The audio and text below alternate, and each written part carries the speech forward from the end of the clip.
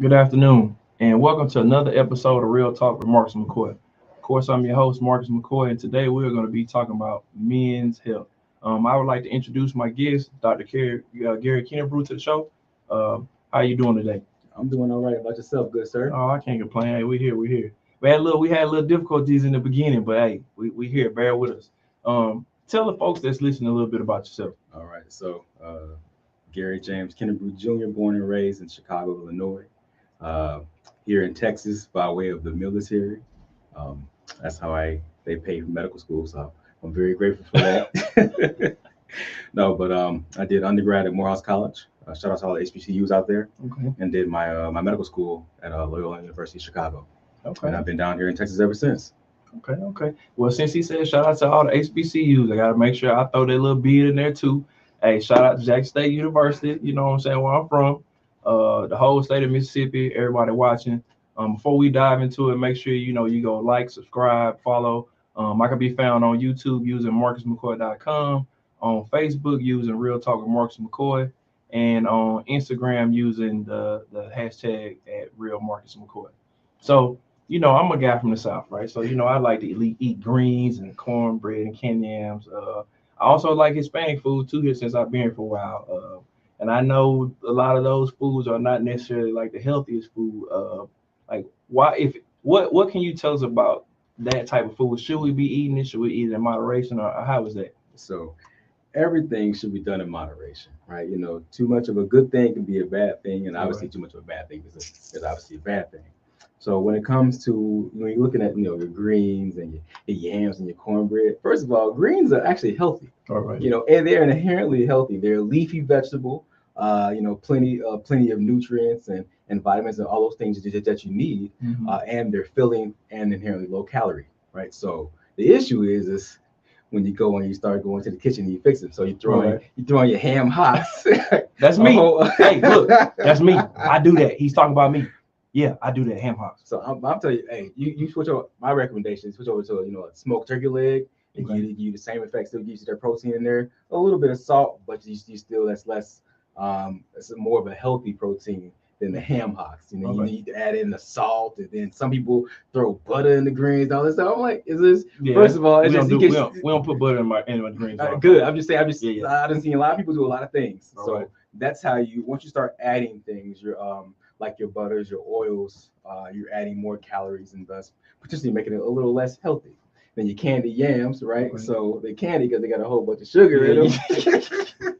That's how you get diabetes right there. We're going to talk about that, though. But yeah, go ahead. No, but so even though, like I said, sweet potatoes, again, another relatively healthy food on its own when it stands alone. Right. But once you make those candy yams, what you're doing, you're throwing in cinnamon, not necessarily bad, but your brown sugar, more oil or butter or whatever the case, to kind of sweeten it up. Marshmallows for some people, so. Who does that? I done seen it before. They do that sweet potato casserole stuff where they put the marshmallows on top. I've seen it before. So I've seen it before too, but that's not my cup of tea. Not in my candy yams. So look, on another note, right? So I watch a lot of George Lopez comedy specials out there, right? So he's always making all these jokes about some stuff being gluten-free and all the other type of stuff, right? Talk to us about what is that? Okay, so gluten is a naturally occurring protein that's found in quite a bit of foods. The main three groups, at least the largest groups, I think of wheat, barley, and rye. Okay. Right. So, and the whole point of gluten is just kind of help to make the food typically more dense, to kind of help them stick together. All right. Right. So when you look at things like pastas, cereals, breads, all of those will have gluten in them. The reason why gluten gets a potentially bad rep is because you have a lot of folks that have celiac disease, some form of gluten sensitivity. Okay. So about only 1% of the American population has true celiac disease, where it's essentially it's an autoimmune reaction to gluten. So you eat gluten and your GI, your gut's just going crazy, just releasing all types of enzymes and everything, making you sick. So that's why those particular people have to avoid gluten.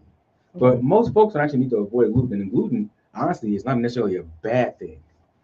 Because like I said, the foods that contain gluten, like your whole grains and some of those things, are still again healthy for you. The issue you run into is that some foods that are gluten are also highly processed, and it's the highly processed foods that you want to avoid. So you look like a pretty in shape guy, right? Relatively. Okay, all right. But look, I'm just going aesthetically, right? You look, what does your diet consist of? So I really like oatmeal. So it's kind of like my go-to for breakfast. I love oatmeal. It's good for your heart. It is. It is. But again, it's also about what kind of oatmeal you eat too. So I try to do like some steel cut or something that you kind of have to cook. The instant oatmeal, it's more of a refined, broken down oat, so you don't really get as much fiber and as much nutrition from those as you would to make your more unrefined oatmeals or grains. So that's what I do. I love fruit. That's like, because I said, I'll be honest with you, my vice is candy. All right. So what kind of candy? Man, so I'm not gonna tell you. I'm not gonna tell you what my wife calls them, but that's not appropriate for air. What lemon heads, Mary Jane's, what's that? Bit of honeys. I mean Chico sticks. Like that's Swedish fish, sour patches. Oh yeah, I have sweet tooth. Yeah, I like candy corn. I like Snickers. I love Smarties. I love Nerds too. Man, I take a whole like the little variety pack. I thought and now they got those little nerd balls with the little thing around. Yeah. Oh, the Nerds gummy cluster. Yes. Oh man, hold on. Look, I gotta get off track. My kids love Nerds gummy clusters, which reminds me, my daughter and my son, Julian and Isabella, told me to shout them out, or I was gonna get beat up when they get out of school. So hey, look, Isabella, Julian, love y'all. Gotta make sure I shout out my son OJ too and my oldest son Malik. But I digress. Well, in that case, let me go ahead and shout out my kids too. Go ahead. Shout out to my daughter Harper and my son Gary James, or Gary the III, G3, whichever he's going by nowadays. He be switching up the titles. Well, everybody else switching up. He's fine just being called Gary. Right. What's the upside of like your diet that you say you talked about? So the biggest upside is that I, if nothing else, I really try to be at least make a concerted effort to try to eat healthy relatively, right? Because just like any other family, I have heart disease in my family. I've got high blood pressure, diabetes, cancer, all these things, and by simply just trying to eat a little more healthy, it decreases my risk of getting those diseases now or even later in life. And it helps as far as keeping my weight in check, or whatever my goals are as far as exercise or otherwise. Okay, so I know I have a problem with cholesterol, right? Same thing like you said, prevalent in the Black community, cholesterol, high cholesterol, diabetes, heart, malfunction, that type of stuff, right? So what is an effective way? Let's say like me personally, if I want to lower my cholesterol level, I mean like naturally, without the use of some type of medicine, like how do I naturally lower my cholesterol level? Okay, so stop smoking. I'm not saying you do smoke. World, I don't do that. So I don't smoke. Less alcohol, right? And by alcohol, I'm referring to like beers. Actually, look at mainly beers, right? Or other type of wheat or barley-based alcoholic beverages, and then obviously what you eat, right? So you eat more beans, eat more whole grains, more fiber. Fiber is another natural way to decrease cholesterol. Because what it does is the fiber, especially the cellular fiber, it doesn't get absorbed by the body, so it just kind of sits in the gut, which probably helps with your bowel movements as well. But it just kind of sits in the gut and helps bind the cholesterol, so it can't be absorbed into the body. So fiber, eating fiber is another great way. And then obviously losing weight and exercise. All natural methods, if you will, to lower your cholesterol without the use of your statins, stat agents. Because I was thinking, like, when you started talking about beer, I know beer is like the quickest way to get a gut, like for a man. Like I'm saying, you don't have people, that you look around at one point, they might have been smaller size and they started drinking beer. Next thing they had the stomach poking out or whatever. Not a good look. Now, as far as like water, like how much water should we as adults, maybe or as men and adults in general, like how much water should we be drinking a day? I'm going to answer that question. Can I go back to the beer real quick? Go ahead. Because you referred to the beer gut, the beer belly, and just as throwing out there for the public to know, that truncal obesity, if you will, or that torso fat is actually the worst kind of fat to have. Oh, wow. That tends to increase your risk of, like I said, heart disease, high blood pressure, all those other things we already talked about, like kind of like what I call the main killers, if you will. Okay. Or the main maimers. Okay, definitely good information. I didn't know that. But back to the water. Yeah, back to the water. So, what's on the water? So for water, I know that historically folks are actually talking about 8 cups a day, which is about 64 ounces or about 2 liters or so. Oddly enough, it actually be more than that. For women, it's around 9 to 11 cups. For men, around 13 to 15 cups. Okay. So what that averages out to, I think for men, it's kind of just quick math here. About 100 ounces a day. Okay. For men and about around 70 for women. So give or take, it's about 2 liters for women and about 2.5 liters a day for men. Okay. Which is more than you think. And most people aren't getting that in. Okay. Well, I think I'm probably I might be borderline in that group that might not be getting in. But something I do notice is like when I drink water, obviously it makes me go to the bathroom. You know what I'm saying? I had this running joke with my friends who know it. I say I got like an old man bladder, right? Like I'm talking about, look, the wind blow and I got to go to the bathroom. Why does water make a person, have to urinate so frequently? So it's simple. The more water you take in, the more you're going to urinate, because the whole point of the kidneys is essentially they act as filters for the body, right? So if you don't drink water, then the kidneys are essentially filtering less, so you pee less. You drink more water has to come out. It's just that simple, because you're not going to hold on to it. Gotcha. So the more water you drink, literally just the more water you drink, the more you're going to pee. Okay. Now, because your body can't hold it all. Yeah. Women, before I say this is not an attack. I want to make sure I say this first. But I read some data in the last, I don't know, maybe like 10, 15 years, right? That says that women are naturally living longer than us as men, right? Absolutely. Why is that, or why do you think that is? So that is a loaded question, and the easiest answer is it's most likely has to do with some evolution from an evolution standpoint. And I say that because humans aren't the only mammals in which the women are living longer than men. Okay. You look at like even out in the wild, for example, like lions and apes, monkeys, literally all these other mammals, the women tend to live, let's say on average, I think women live, as far as humans go, about 8%, 8% longer lifespan than men. But when you got to the wild, some people, it's like some species, you're talking 15, 18% longer lifespans. So a portion of it could be evolution, but at the same token, you look at the things we can control, right? Or things we can't control. Testosterone, for example. So we as men, we have a lot of testosterone, and women naturally produce estrogen. It is, the theory is that estrogen is potentially protective against heart disease, as well as an immune system booster. And then, you notice that once women go through menopause and their estrogen levels decrease, then they tend to have an increased risk of heart disease and all those things. But it's thought that estrogen is protective against that. Whereas with testosterone, we had increased risk of all of those things: decreased immune system, increased risk of high blood pressure, increased risk of high cholesterol.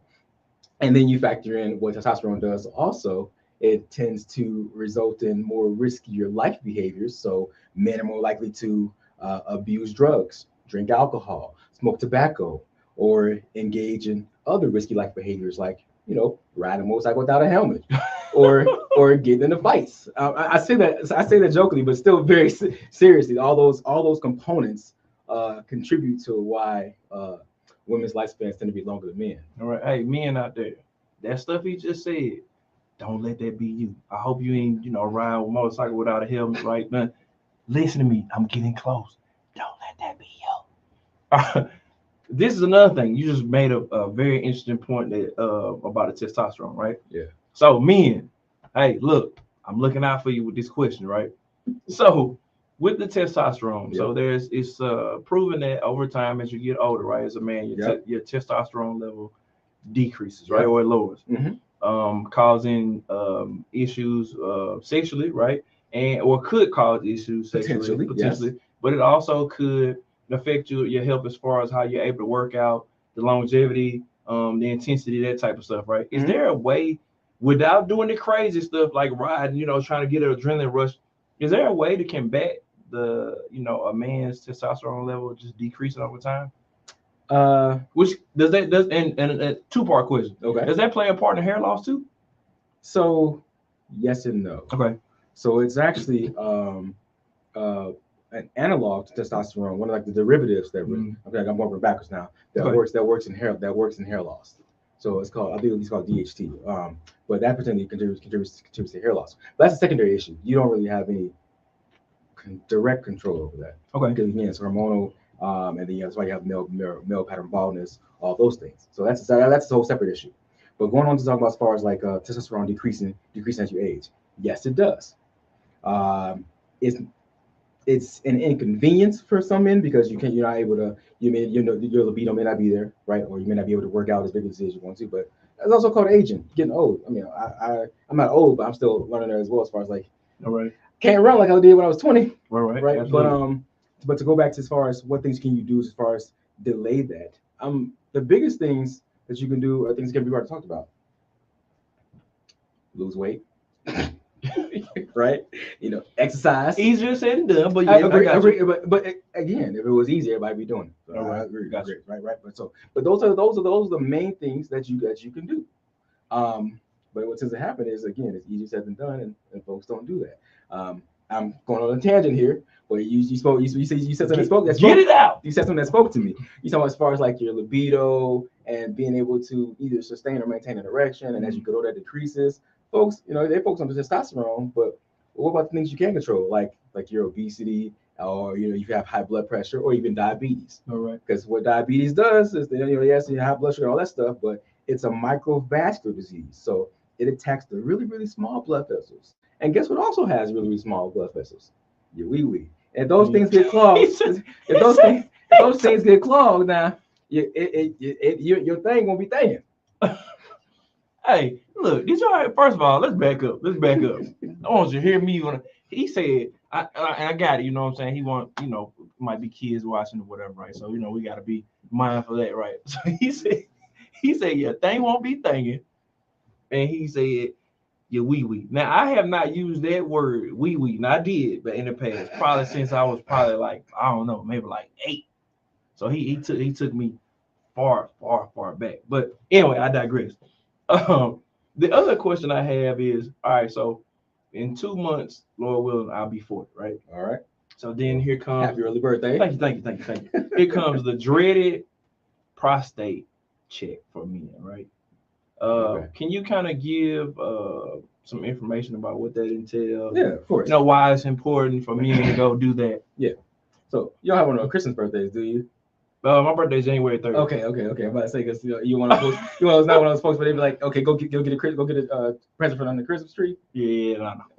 All right, good for you. For you. No, so 40 years old is generally when they start recommending you getting a check for start getting screened for prostate cancer. Mm-hmm. There was a time where actual digital rectal exam will be a part of that, but that is not done anymore. It hasn't been shown to have any benefit or any increased detection of any type of tumor. So they're kind of out the window. So pretty much the only thing they're really doing now for prostate cancer is checking with a PSA, a prostate specific antigen, which they're testing your blood, just kind of see what those levels are, and they kind of just watch those levels yearly to see if you're at any increased risk of prostate cancer. So that's the biggest thing. So other than having to go get your blood, trying to go see the doctor in general, pretty nothing to be, I guess, afraid of or ashamed of. But they're gonna have to go back there, right?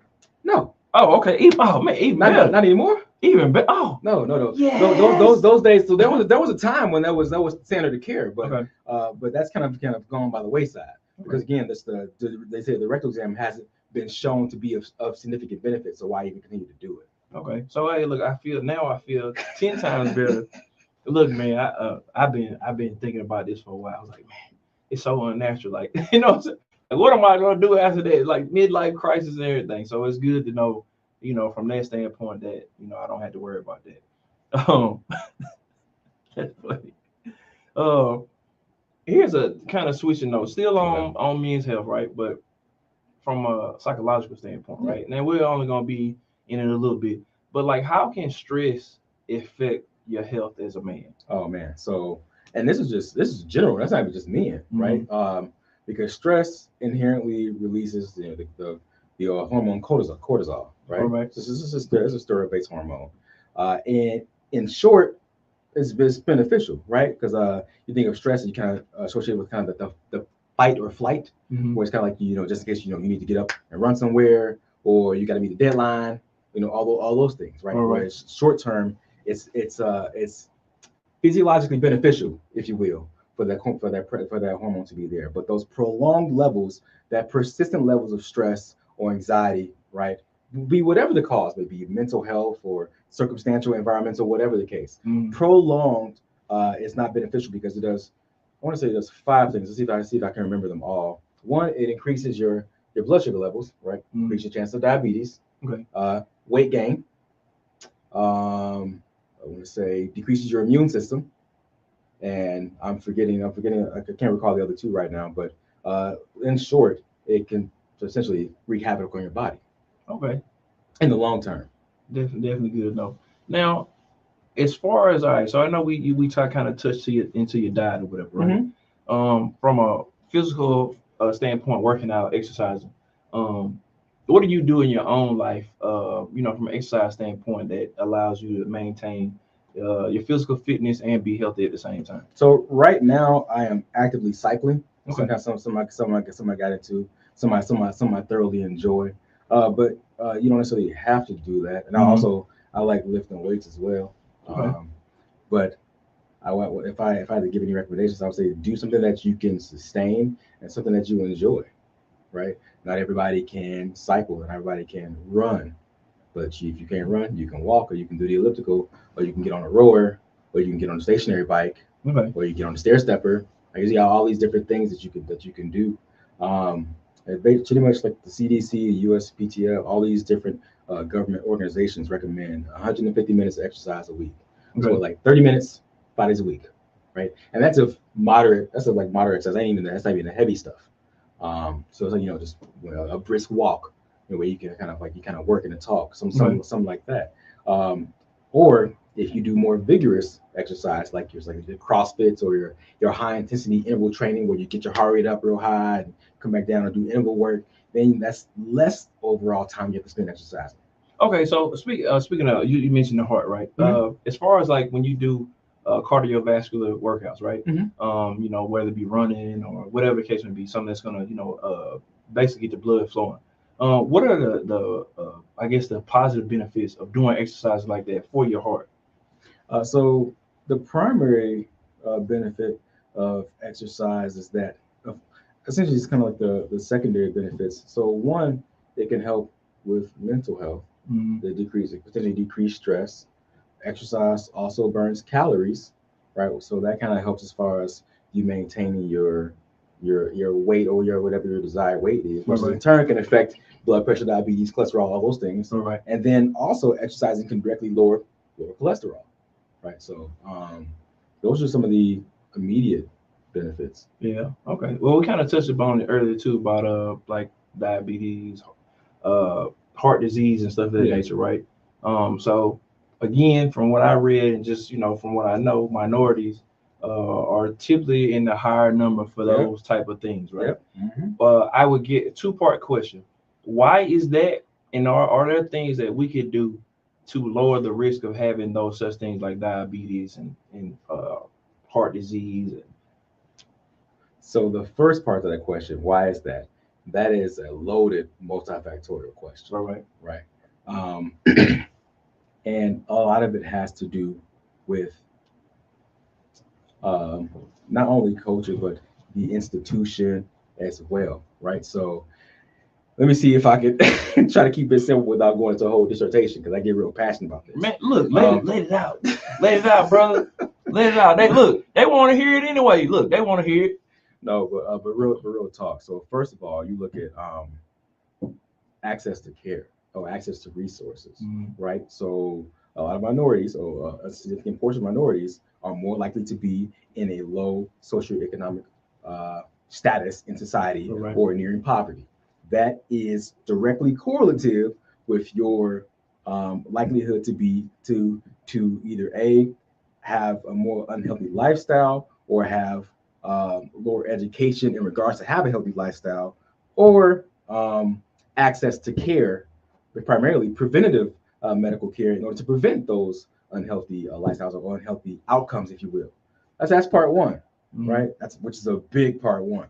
And then part two is, there's culture with it. There's culture with it as well. But in my personal opinion, I feel like the culture is kind of, is typically what's passed down from generation to generation. So if your parents were in the same social economic status as you, then there's a higher risk of you not being able to escape that or get out of that. So you're stuck in that same cycle, and that same standpoint. So there's something that we can do as individuals, as far as educating people one person at a time, but I think it's going to require a more systemic, higher level of reform, and actually to achieve our desired goals, which is to level the playing field, or get rates of diseases lower, or rates of death lower, and or closer to the baseline of other folks in America, or even in the world.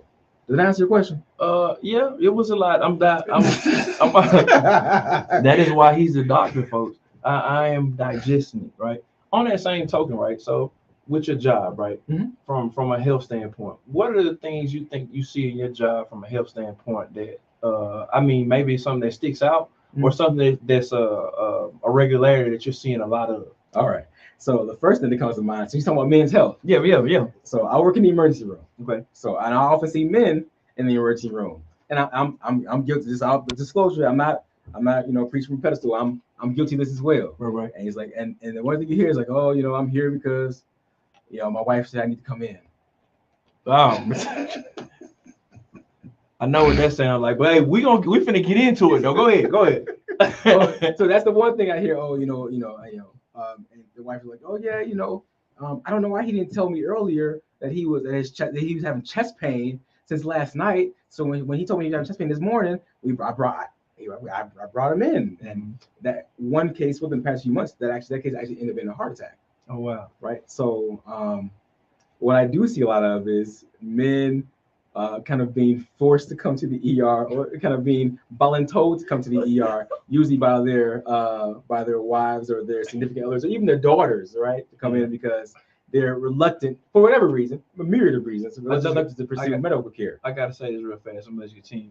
I'm looking at the comments. Liz said, "Y'all never listen." That's why.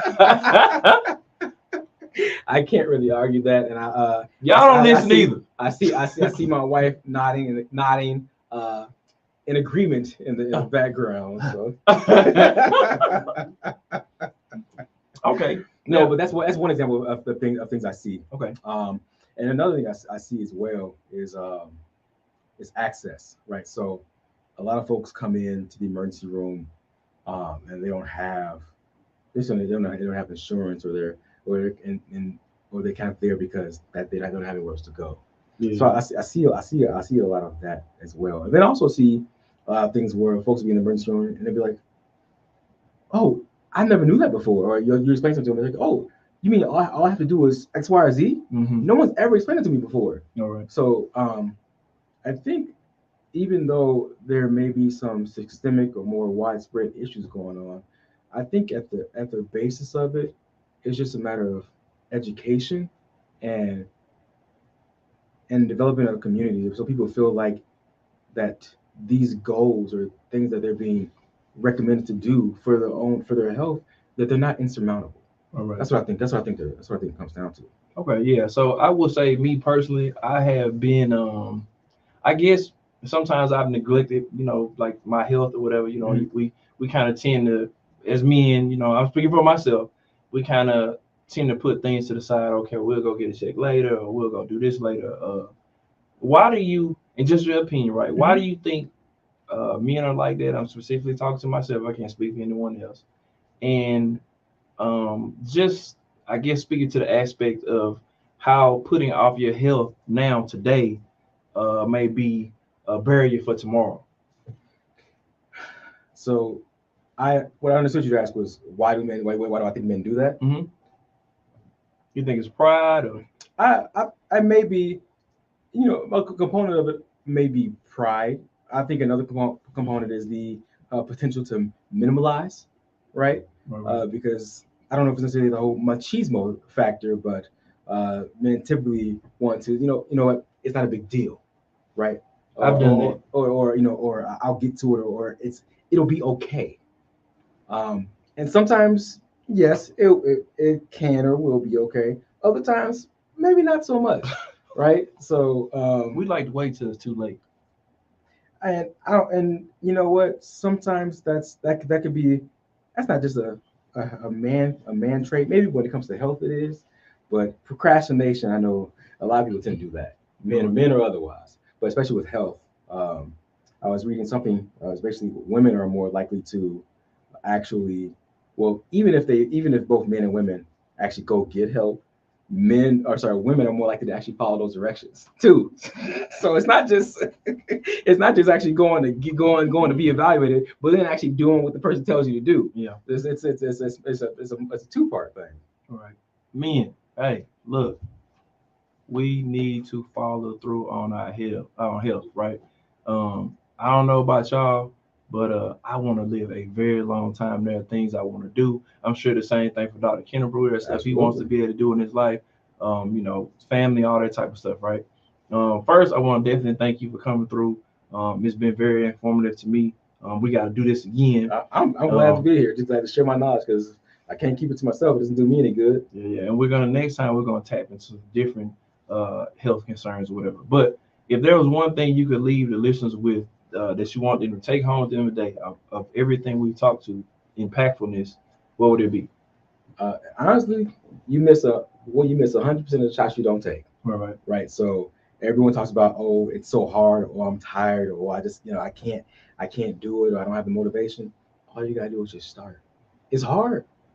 Just start. Yeah. So you gotta start somewhere. Oh yeah.